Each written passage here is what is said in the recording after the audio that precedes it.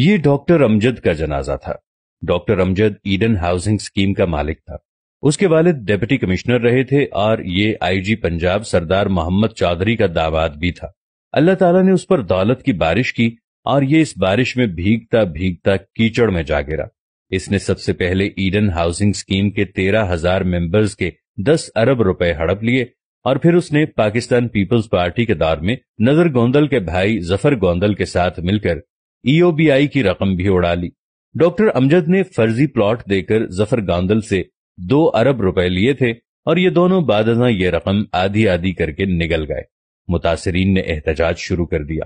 Iftikhar Muhammad Chaudhry chief justice تھے۔ سو motto ہوا، عدالت میں پیشیاں شروع ہوئیں۔ لاہور کے ایک وکیل کے ذریعے چیف جسٹس اور ملزم کے درمیان رابطہ ہوا اور یہ رابطہ بہت جلد رشتہ داری میں بدل گیا۔ ڈاکٹر امجد کے صاحبزادے مرتضی امجد اور افتخار محمد چودھری کی صاحبزادی افرا افتخار کی شادی ہو گئی اور یوں ایڈن ہاؤسنگ اسکیم اور ای او بی آئی کے کیسز کھو کھاتے میں چلے گئے۔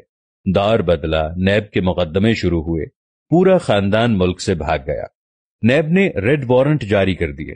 ایف آئی اے نے 26 ستمبر 2018 کو مرتضی امجد کو دبئی سے گرفتار کر لیا۔ لاہور ہائی کورٹ کے ایک جج نے ریڈ وارنٹ کو غیر قانونی قرار دے دیا اور یہ لوگ خاندان سمیت کینیڈا شفٹ ہو گئے۔ کیسز چلتے رہے اور افتخار محمد چودھری کا اثر و رسوخ ڈاکٹر امجد کو بچاتا رہا۔ فراڈ کی رقم 25 ارب روپے تک پہنچ گئی۔ یہ اس دوران پلی بارگین کے لیے بھی راضی ہو گیا، لیکن یہ 3 ارب روپے دے کر 25 ارب روپے معاف کرانا چاہتا تھا۔ نیب نہیں مانا۔ یہ اس دوران کسی پراسرار بیماری کا شکار ہو گیا۔ پاکستان آیا، علاج شروع ہوا، لیکن طبیعت بگڑتی رہی، یہاں تک کہ دنیا بھر کے ڈاکٹرز، ادویات اور افتخار محمد چودھری کا اثر و رسوخ بھی کام نہ آیا اور ڈاکٹر امجد 23 اگست 2021 کو لاہور میں انتقال کر گئے۔ لواحقین نے اسے خاموشی کے ساتھ دفن کرنے کی کوشش کی، لیکن متاثرین کو خبر ہو گئی اور یہ پلے کارڈز اور پوسٹرز لے کر پہلے اس کے گھر اور پھر جنازے پر پہنچ گئے اور ہماری رقم واپس کرو کے نعرے لگانے لگے۔ پولیس بلائی گئی۔ پولیس جنازے اور احتجاجیوں کے درمیان کھڑی ہو گئی۔ پولیس کی مدد سے جنازہ اٹھایا گیا اور پولیس ہی کی نگرانی میں ڈاکٹر امجد کو دفن کیا گیا۔ پھر اس واقعے کو 8 دن ہو جاتے ہیں، لیکن متاثرین اس کی قبر پر بھی آتے جاتے ہیں، جس کی وجہ سے خاندان نے وہاں گارڈز کھڑے کر دیے۔ یہ انتہا درجے کا عبرتناک واقعہ ہے، لیکن آپ اس سے بھی بڑی عبرت ملاحظہ کیجئے۔ ڈاکٹر امجد نے جس خاندان اور جن بچوں کے لیے 25 ارب روپے کا فراڈ کیا تھا، وہ جنازے کے وقت کینیڈا میں بیٹھے تھے اور ان میں سے کوئی شخص اسے مٹی کے حوالے کرنے کے لیے پاکستان نہیں آیا۔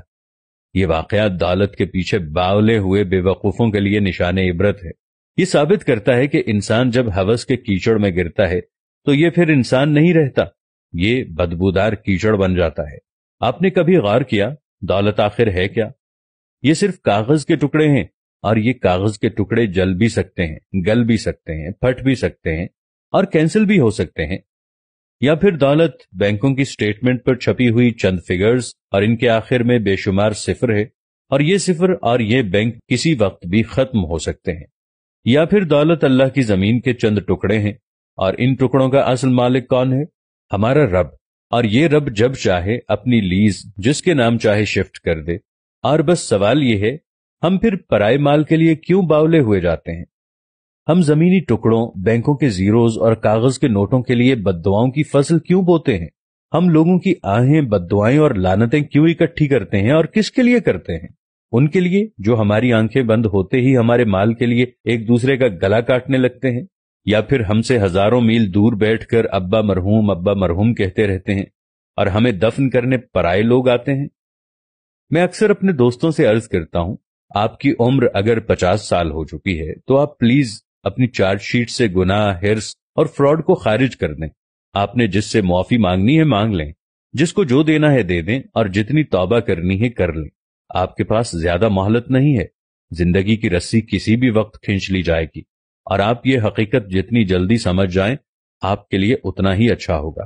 اور آپ یہ بھی جان لیں، چیونٹیوں کا اکٹھا کیا ہوا رزق ہمیشہ چوہے کھاتے ہیں، لہٰذا خدا کے لیے چیونٹیوں کی زندگی نہ گزاریں، اپنے قد سے بڑے دانے نہ کھینچیں اور اپنی ضرورت سے زیادہ جمع نہ کریں۔ آپ کے ہرس آپ کو جینے نہیں دے گی، اور آپ کا جمع کیا ہوا پلے کارڈ بن کر آپ کے جنازے کے آگے آگے چلتا رہے گا، جبکہ آپ کی ہوس کے بینیفیشری 5-10 ہزار کلومیٹر دور بیٹھ کر اپنے دوستوں کو مائی ڈیڈ پاسڈ اوے کے میسج کرتے رہیں گے اور ان کے دوست او کا جواب دے کر پارٹی میں مصروف ہو جائیں گے۔ چنانچہ رک جائیں، آگے کھائی ہے، اور اس کھائی میں ڈاکٹر امجد جیسے ہزاروں لوگ گرے پڑے ہیں۔